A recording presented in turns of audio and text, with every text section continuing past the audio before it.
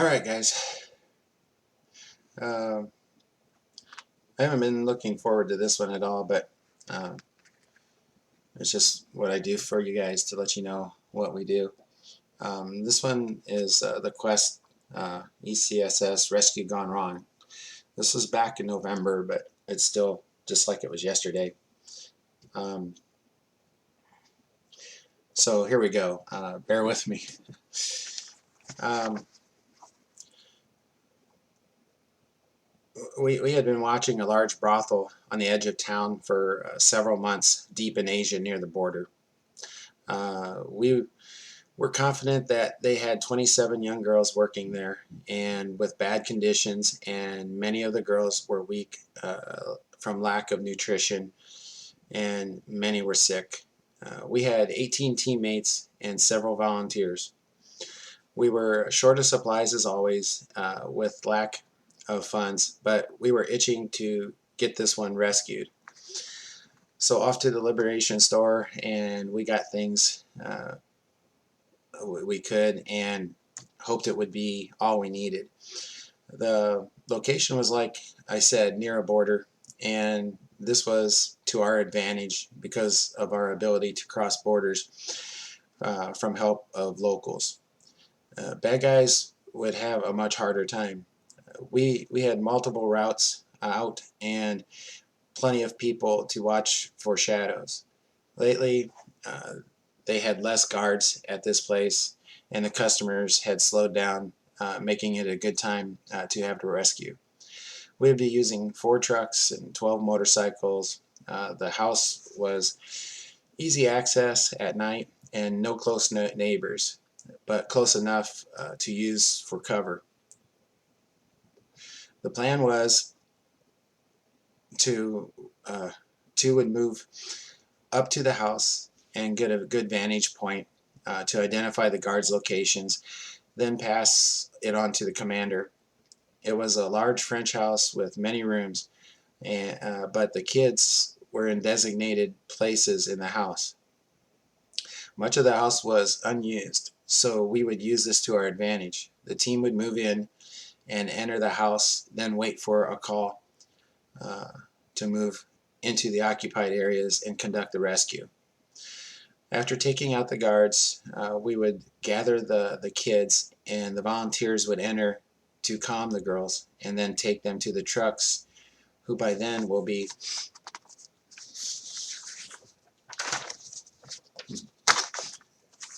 near the front and back exits of the house.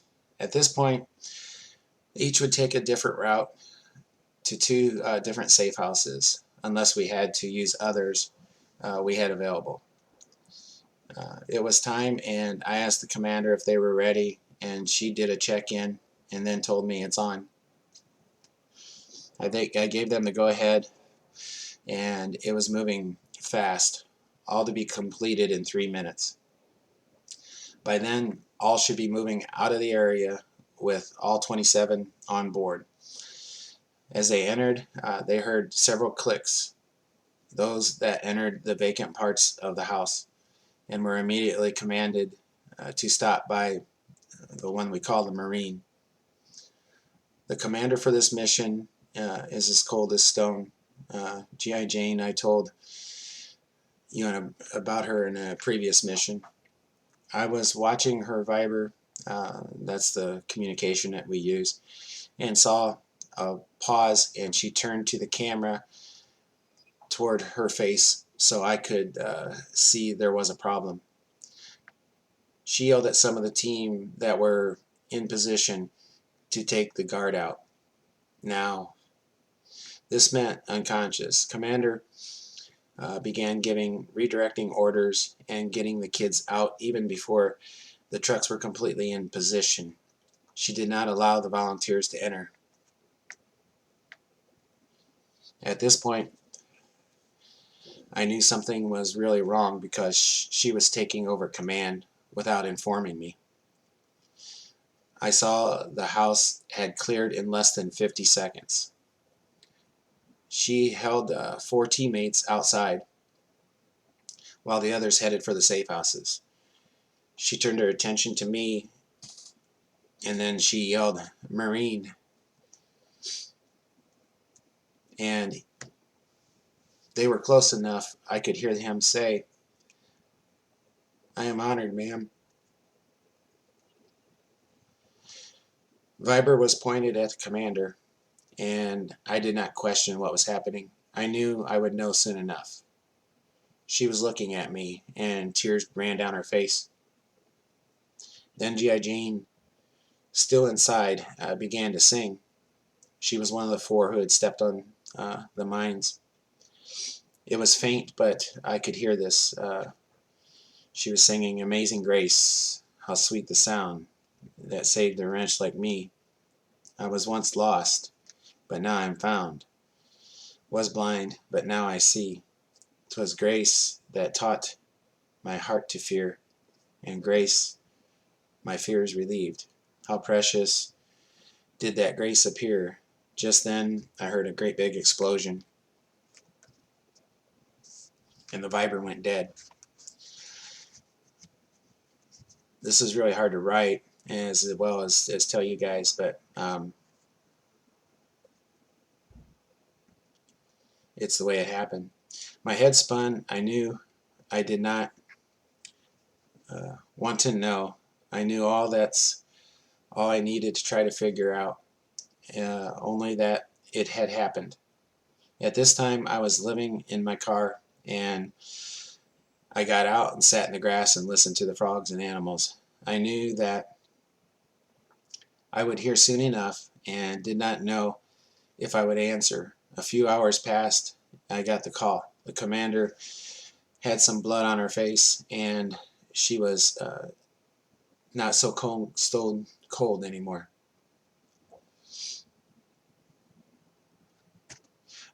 She said, "4 are here for this call, because 4 are not, sir." She set the phone down so I could not see her or the others. "Sir," she said, "it was a C improvised mines, like a landmine made into a plate that had a timer allowing others to get near it before it blew up. Each one can take out a whole squad, 3 to 5 minutes normally. We figured it was set for us and left till we conducted a rescue. We are sure the guards did not know it, and they were in areas off limits, laying in wait for this day. Probably triads, sir. The game has changed. Sir, the Marine. He knew at the moment of the click, and did the rest of us. And so did the rest of us. He yelled to the others that were also on the mines, so the whole house did not go up with the kids and the rest of our team. Sir, I knew when I changed the directive that they were already dead. I would take it from here. Here. Sir, once I got everyone out on their way, I kept a group to do recovery, if there was one. So forgive me, I endangered my crew." She paused and then said that we had to be as close to them as we could until it was over. They stood outside just to be close to them, as close as they could get, so they wouldn't be alone.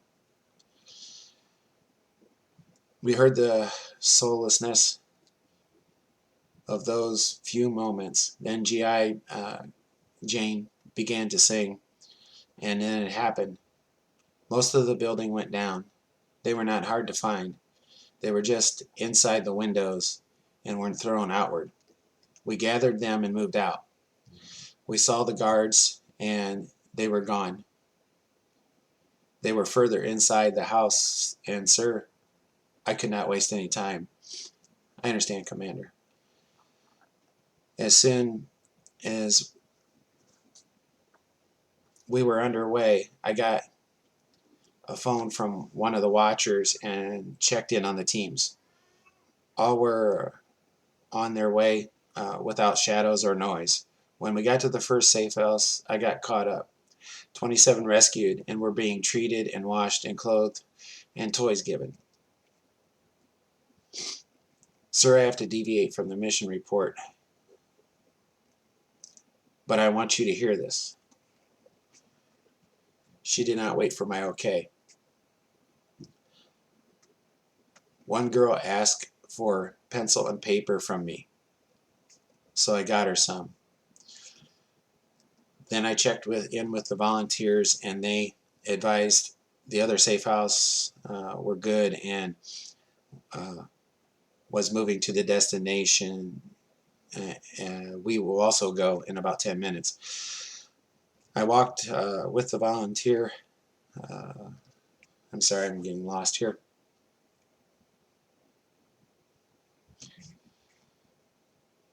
I walked with the volunteer to the front where the little girl who had asked me for a paper and pencil, and she handed it back to me, and on it was a drawing of a heart. She was saying something, but I could not understand. The volunteer interrupted what she was saying. She was saying not to cry. When she loses a friend, she draws this on the floor with her finger and thinks of her friend and the fun they had. And then she no sad anymore. I picked up the little girl and hugged her. Then with my finger, I drew a little heart on her chest. She smiled and laid her head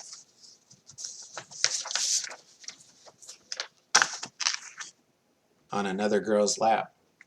Sir? Yes, Commander. We can never stop this. What we are doing, we can't. I promise we won't, Commander. Get on with it. And you can arrange an on-call to the full team. Yes, sir. This is our Team the Quest ECSS, everybody. This is what they do. I don't know how much of those of you reading this can really understand, but once you allow yourself to see what is happening, then to experience it firsthand, whether in the soul or in the physical, you are changed forever. Yes, we choose to walk through the valley of shadow or valley of darkness, but we don't live there.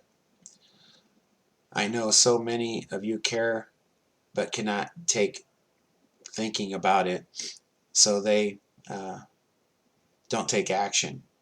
I get that. I understand that. I report to you.